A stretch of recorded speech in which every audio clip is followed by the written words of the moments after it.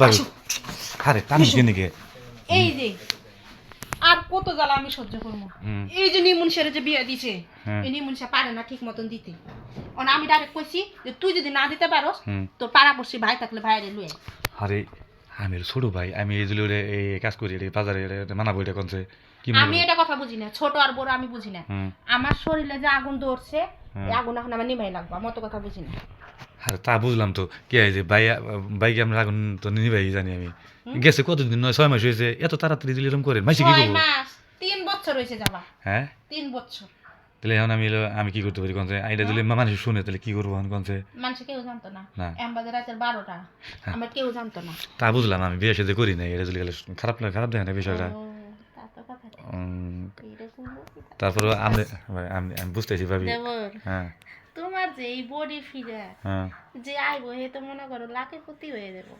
তা ঠিক আছে, কিন্তু আপনি যেটা চাইতেছেন আসলেও আমি তো কোনোদিন এলে করি না, আমি বুঝবো না। আমার দিলে গেলে আবার হ্যাঁ আমার এলো নষ্ট করে দিলে আর সব মনে করেন দেবর ভালো না, দুর্বল ভান, দেবর তাহলে সমস্যা নেই রে। একটা কথা বলি, কোন আপনি কোন? আমার এই বডি হ্যাঁ এত সুন্দর রূপ যাব হ্যাঁ কেরা দে সামলাই বললো কি পাইতাছি না। সমস্যা নাই, আমি এমন কোনো কাজ হইতে দিব না যে আমার ভাইয়েরও বর্তমানে পাড়ার থেকে অন্য কোনো পোলা মানুষ হয় না আপনি এলো আপনার এলো আকাঙ্ক্ষা মিটাবেন, সেটা আমার সংসার অশান্তি, ওইটা আমি কখনো চাবো না।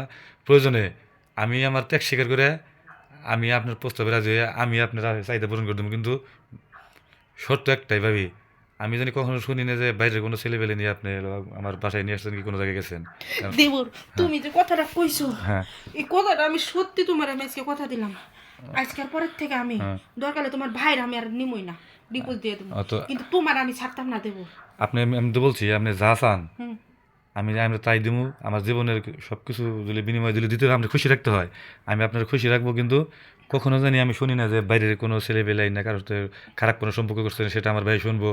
কারণ ভাই কিন্তু অনেক কষ্ট করে, সেটা নিজের ভিতরে কবর দিবেন, আমি কবর দিব, যা হবে দুজনের মধ্যে সেটা জানি আর কেউ না জানে, শুধু দুজনের মধ্যে থাকবো।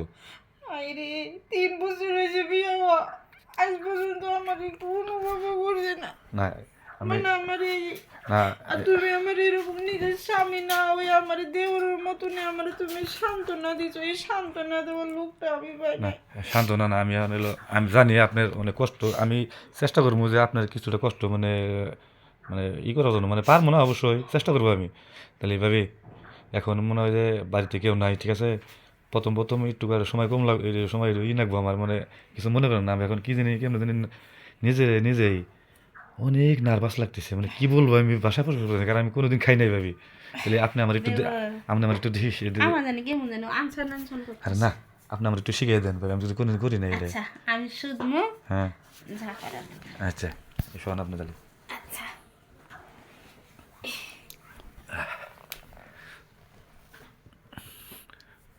ভাবি পারি কি হ্যাঁ এটা না সোজা কামি, ওদের এতদিন কষ্ট করলাম কি নাকি আমি আগে জানি এই ভাবি অনেক মজা তো দিনের ভিতরে শরীর এবেলা শীত করলো।